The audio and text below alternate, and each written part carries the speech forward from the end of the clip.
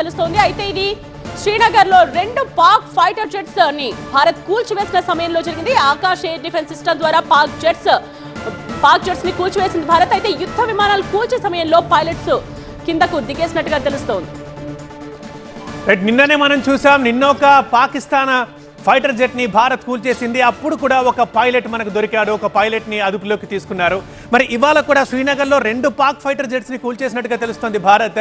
Main గా Akash missile so ఇక్కడే ఉండి ఒకేసారి ఎన్నో లక్ష్యాలను ఛేదించగల సామర్థ్యం ఆకాశ్ సొంతం. So Akash air defence system ద్వారా పాక్ జెట్స్ ని కూల్చేసినట్టుగా తెలుస్తోంది. అయితే ఆ యుద్ధ విమానాలు కూల్చే సమయంలో పైలట్లు కిందకి దూకేశారు. శ్రీనగర్ ప్రాంతంలో ల్యాండ్ అయ్యారు పాక్ పైలట్లు. సో ఇప్పుడు వారిద్దరి కోసం, ఆ పాకిస్తాన్ పైలట్ల కోసం భారత భద్రతా బలగాలు గాలిస్తున్నాయి.